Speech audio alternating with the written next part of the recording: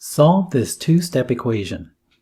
It's a two-step equation because it involves two operations, division, shown here, and subtraction, shown here. Let's take this equation and plug it into this template. So we get x divided by 2 minus 6 equals negative 3.